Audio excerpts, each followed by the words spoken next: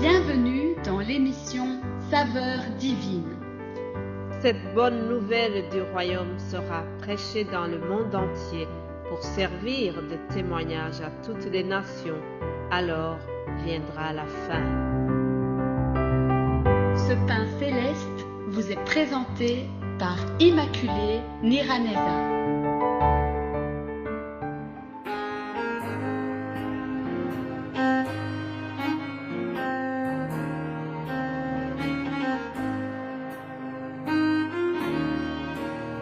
Je vous salue très chers amis à l'écoute de cette émission. Que la paix de Christ soit avec vous.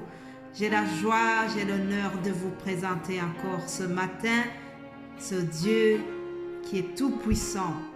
La bonne nouvelle que je t'apporte aujourd'hui, c'est que notre Dieu est tout puissant. C'est un Dieu qui ressuscite même les morts. Alléluia. N'est-ce pas une bonne nouvelle ça?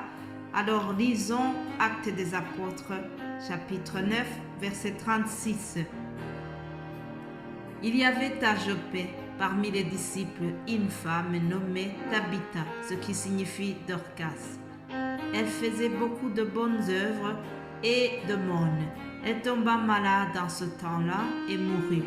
Après l'avoir lavée, on la déposa dans une chambre haute. Comme Lydie est près de Joppé, les disciples, ayant appris que Pierre s'y trouvait, envoyèrent 2 hommes vers lui pour le prier de venir chez eux sans tarder. Pierre se leva et partit avec ces hommes. Lorsqu'il fut arrivé, on le conduisit dans la chambre haute. Toutes les veuves l'entourèrent en pleurant et lui montrèrent les tuniques, les vêtements que faisait Dorcas pendant qu'elle était avec elle. Pierre fit sortir tout le monde, se mit à genoux et pria. Puis se tourna vers le corps, il dit « Tabitha, lève-toi ».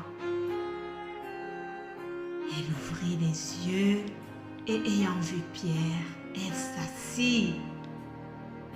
Il lui donna la main et la fit lever. Il appela ensuite les saints et les veuves et la leur présentant vivante. Cela fut connu de tout Joppé et beaucoup crurent au Seigneur. Alléluia. Beaucoup crurent au Seigneur. Alléluia. Nous avons un Dieu qui change le deuil en allégresse, chers amis. Pierre arrive dans une famille en deuil. Alors, voilà ce qui se passe, c'est que les femmes sont en pleurs parce que leur amie est morte. Avant de continuer l'analyse de ce récit, je voudrais, cher ami, toi qui écoutes à l'instant, je te pose cette question. Est-ce qu'il y a quelque chose que tu pourrais rappeler au Seigneur lorsque tu es dans un moment critique de ta vie? Y a-t-il un acte de bravoure que tu pourrais présenter au Seigneur à un moment très crucial de ta vie? Je me suis posé la même question. Alors je te pose la même question aussi. Continuons l'analyse de notre récit. Nous apprenons que Tabitha était disciple de Jésus-Christ. Ce qui nous fait remarquer que parmi les disciples de Jésus, il y avait aussi les femmes. Beaucoup pensent qu'il n'y avait que les 12 là. Non, il y avait aussi d'autres disciples et parmi eux, il y avait aussi des femmes. Alors, nous apprenons aussi que Tabitha, c'était une femme très généreuse, une femme qui faisait de bonnes œuvres. Que de bonne qualité pour notre chère Tabitha, de bonne qualité, une bonne personne, une dame très sympathique, une dame qui a une bonne réputation parmi les autres.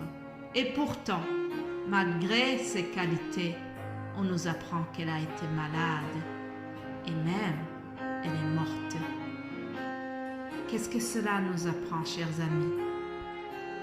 Le fait d'être droit, le fait d'être juste, le fait d'être ancré dans la foi, le fait d'être correct, être en bonne relation avec notre Seigneur, cela ne nous épargne pas d'être éprouvés. Et même Jésus-Christ, lorsqu'il était vivant, lorsqu'il était dans le monde, lorsqu'il était ici parmi ses disciples, il les a toujours prévenus. Il a toujours dit, vous aurez les tribulations dans ce monde, mais prenez courage, j'ai vaincu le monde. Alléluia. Jésus nous a prévenus que nous aurons des épreuves, mais il nous garantit sa présence au milieu des épreuves. Il est avec nous. Alléluia. Alors, continuons notre récit. Donc, les femmes sont en pleurs parce que leur amie est morte. Alors, on savait que l'apôtre Pierre est dans les parages, dans le quartier. On savait qu'il avait fait un miracle, il avait élevé un paralytique. Alors, on appelle Pierre, on envoie des messagers pour chercher Pierre. Et il est venu. Alors, écoutez l'attitude de Pierre lorsqu'il arrive là-bas. Au verset 40, on nous dit que il s'est mis à genoux et a prié. Quelle bonne attitude, chers amis. Pierre a un don spécial. Il prie pour les malades et les malades sont guéris. Il a levé même les paralytiques. Mais cela ne lui donne pas de s'enorgueillir. Il reste humble. Il sait bien que ce n'est pas lui qui opère le miracle, mais il attribue le miracle à Jésus-Christ. Alléluia. Au verset 34 qui précède, nous voyons que lorsqu'il a levé le paralytique, il lui a dit, « Aîné, Jésus-Christ te guérit, lève-toi et arrange ton lit. » Voilà ce qui nous convient, chers amis. C'est que lorsque Dieu opère un miracle, nous devons rester humbles. Nous devons toujours considérer que ce n'est pas par notre propre justice que nous avons fait cela, mais c'est par la grâce de Dieu. C'est Dieu qui guérit. Nous prions et Dieu nous utilise. Ah, voilà. Donc Pierre a été vraiment humble et il attribue le miracle à Dieu. Alors, Dorcas s'est levé. J'aime bien comment les dames ont pleuré en présentant donc les tuniques que Dorcas avait cousues pour ses amis. Elles ont présenté les vêtements qu'elle avait cousus. Chers amis, ici en Europe, en tout cas, la couture, c'est quelque chose de très cher. Alors, quand je vois comment les dames ont pleuré, je pense certainement que Dorcas avait souvent cousu ses vêtements gratuitement. Elle cousait gratuitement puisqu'on nous apprend qu'elle était généreuse. Alors, elles ont présenté justement les vêtements que Dorcas avait cousus. Dorcas s'était occupée de veuves. Dorcas, de son vivant, elle savait bien que la religion pure et sans tache devant Dieu notre Père. Cette religion consiste à visiter les orphelins et les veuves dans leurs afflictions et à se préserver des souillures du monde. Là, j'ai cité Jacques. Dorcas s'est occupée des veuves, elle a pris soin de ses veuves et le Seigneur s'est souvenu de son action. Alléluia. Détrompez-vous, chers amis. Parfois, on peut penser que Dieu a été sensible aux pleurs des veuves. Non. Dieu était sensible à l'action de Tabitha, les actions qu'elle avait faites auparavant. Chers amis, notre foi doit s'accompagner des bonnes œuvres.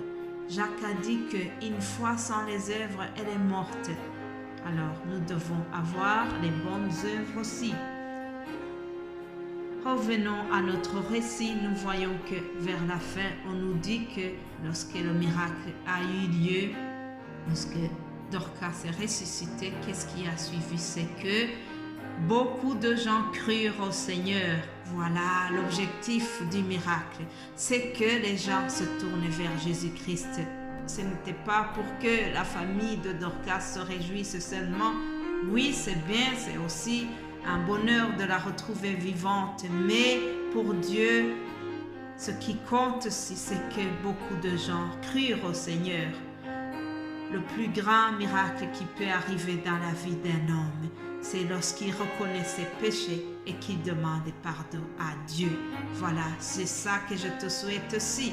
En terminant ce message, je voudrais que si tu ne connais pas encore Jésus-Christ, si tu n'as pas encore demandé pardon pour tes péchés, que tu crois en lui et qu'il te pardonne. Voilà le plus grand miracle qui peut nous arriver. Ah, j'ai vécu cela et je te souhaite la même chose aussi, cher ami. Tout ce que nous faisons ici dans la saveur divine, l'objectif principal, c'est que vous puissiez arriver à ce miracle-là. Si vous n'avez pas encore cru en Dieu, en Jésus-Christ, c'est ce que nous vous souhaitons, qu'au travers ces messages, vous puissiez croire en Jésus-Christ. Voilà, nous allons continuer demain, passer une agréable journée au nom de Jésus-Christ. Amen.